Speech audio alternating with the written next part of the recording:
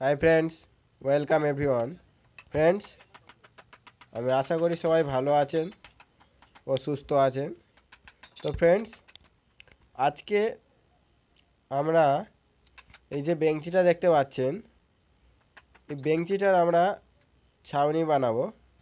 তো বেঞ্চিটা পুরোটা ভিডিও, তার মানে বেঞ্চিটা যখন তৈরি করা হয়েছে পুরোটা ভিডিও করতে পারিনি। তো সেই জন্য এই ছাউনিটুকুর ভিডিও আজকে দেখাচ্ছি। পরবর্তীকালে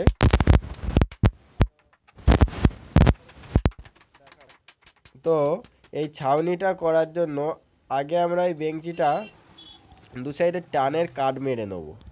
এই যে কাঠ দুটো দু সাইডে মারছি দেখতে পাচ্ছেন তো, এই কাঠ দুটো আমি যে ফিতে দিয়ে মাপ দিচ্ছি, ওটা 1 ফুট এই সাইডে, 1 ফুট মেপেছি। আর যে পায়ার দিকে যে ছোট গাঁটটা আছে, এই গাঁট থেকে এই এপারে 1 ফুট পর্যন্ত নিয়ে ক্যারাটা মারা হচ্ছে। এই ক্যারা যেহেতু আমরা মারছি এই কারণে, যাতে এই পায়ার সাথে এই ক্যারার হচ্ছে মারলে টান থাকে একটা, এই টানটা থাকলে পরবর্তীকালে ধরুন তুমি কোনো, তার মানে খুব লোড দিয়েছো, তখন হচ্ছে অসুবিধা হবে না, ঠিক আছে? তো তার জন্য এই ক্যারা মারা।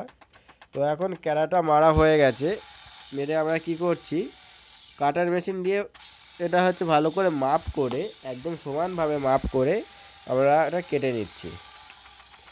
তো সমানভাবে মাপ করে কীভাবে কেটে নিচ্ছি তোমরা দেখতেই পাচ্ছেন।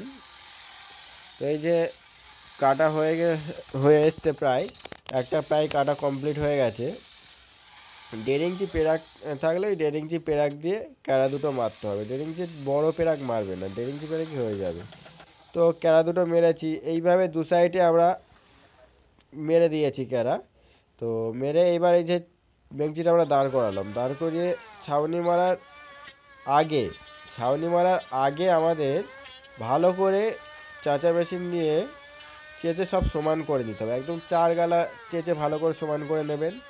কারণ যদি এই কাঠ একটু উঁচু নিচু থাকে, তো যখন তকটা মারবেন তখন প্রচুর প্রবলেম হবে।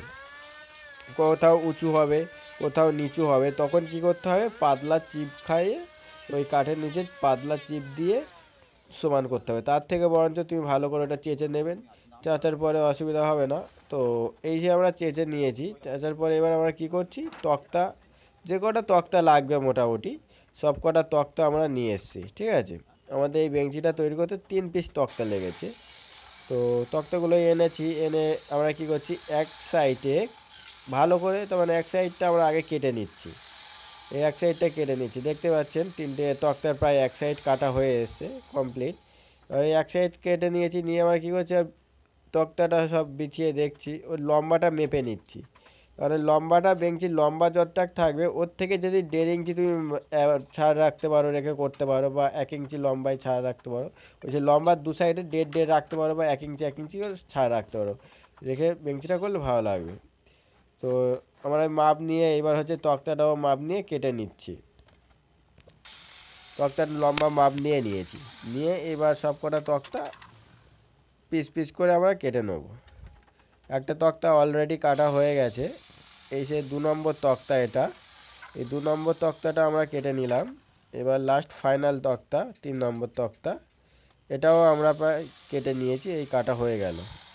ওকে, এবার দেখুন কীভাবে কী সুন্দর হয়ে গেল, তক্তাগুলো কী সুন্দর পড়লো দেখুন। আমি দু সাইডে তক্তার দু সাইডটা 1.5 ইঞ্চি করে রেখেছি, ঠিক আছে? 1.5 ইঞ্চি করে রাখলে লম্বা সাইডটা কত সুন্দর লাগবে। আর চওড়া সাইডটাও প্রায় 1 ইঞ্চির বেশি রেখেছি, 1 ইঞ্চির একটু বেশি রেখেছি। তো এটা বড্ড বেশি হয়ে যাচ্ছে, তাই 1 ইঞ্চি একটু বেশি রাখবো। বড্ড বেশি হয়ে যাচ্ছে, তাই আমি কি করছি, পাশ থেকে একটু ছিটে কেটে দিচ্ছি। তো সেই জন্য মাপ নিচ্ছি, মাপ নিয়ে এবার হচ্ছে লম্বা ফিতে ধরে লম্বা লাইন টানবো, টেনে। তার বেশি আবার বাড়তি হয়ে গেলে যখন তোমরা বসবে, বা যখন লেবার যার কাছে বিক্রি হবে, যখন সে বসবে পাশ থেকে ভেঙে যাওয়ার ভয় আছে। তো সেই জন্য ওই যে পাশের যে ছাদটা রাখবে, ওটার 1 ইঞ্চি থেকে 1.5 ইঞ্চি, বা 1 ইঞ্চি একটু বেশি রাখলে অসুবিধা হবে না। বাট 1.5 ইঞ্চির বেশি হয়ে যাবে, বাট যখন 1.5 ইঞ্চির বেশি হয়ে যাবে তখন ওটা ভেঙে যাওয়ার ভয় আছে। তো সেই জন্য বলি দেড় ইঞ্চির বেশি রাখবেন না, সেই লম্বা মাপও লম্বা সাইডেও তুমি 1.5 ইঞ্চি রাখতে পারো, আর চওড়া সাইডেও 1.5 ইঞ্চি বা 1 ইঞ্চি রাখাই সবচেয়ে বেস্ট। 1 ইঞ্চি বা 1 ইঞ্চি একটু বেশি রাখাই বেস্ট। তো এই যে আমরা কেটে নিয়েছি, এবার আমরা কি করছি, পরপর দিলে আমার একটু ছাড় ছাড় হয়ে যাবে, একটু গ্যাপ গ্যাপ হয়ে যাবে। তো সে চাচা মেশিন দিয়ে ভালো করে এটা চেঁচে নেবো।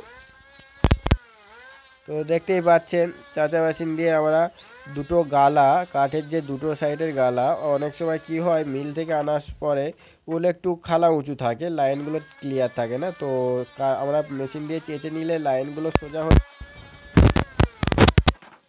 পায়ে টু পায়ে সব বিচাচ্ছি, তখন কি হচ্ছে ওই যে কাঠের মাঝখানে যে ছোটো ছোটো একটু একটু ফাঁক ফাঁক থেকে যাবে, ওই মেশিনে হচ্ছে চেঁচে নিলে সেই ফাঁকটা থাকছে না। তো চাচার পরেও সামথিং যদি ফাঁক থেকে যায়, তখন আমরা কি করি, ওই যে এটাকে ক্ল্যাম্পিস বলে, ক্ল্যাম্পিসের মাধ্যমে আমরা একটু টেনে দিলে কি হয়, কাঠটা খুব ভালোভাবে জয়েন্ট হয়ে গেলে দেখতেও বেশ ভালো সুন্দর লাগে। তো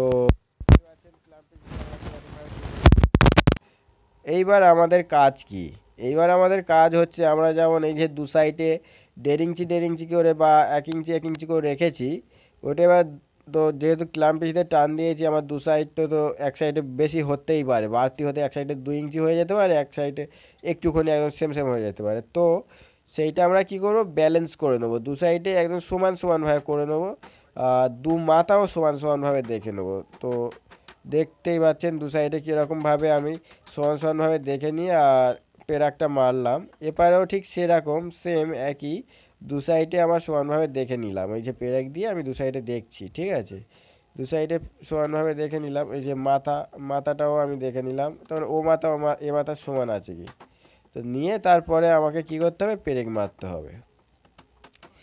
তো এইভাবে আমাদের প্রথমে দু সাইডে পেরেকটা মেরে নিতে হবে, তারপরে আসছে মাঝখানে পেরেক তুমি লাস্টে মারতে পারো, অসুবিধা নেই, কারণ আমার মেন দু সাইডে আমাকে ঠিক রাখতে হবে, দু সাইডে ঠিক রাখলে আমার তারপরেও অসুবিধা নেই, আমি যা ইচ্ছা করে হচ্ছে মারতে পারি পেরেকটা, ঠিক আছে। তো আমার দু সাইড ভালো করে মেরে নিয়েছি, এইবার আমি মাঝখানে পেরেক মারছি। তো ফাইনালি আমাদের হচ্ছে টেবিল প্রায় কমপ্লিট হয়ে এসছে। আর সবাইকে এতক্ষণ ধরে ভিডিওটা দেখার জন্য থ্যাংক ইউ সো মাচ।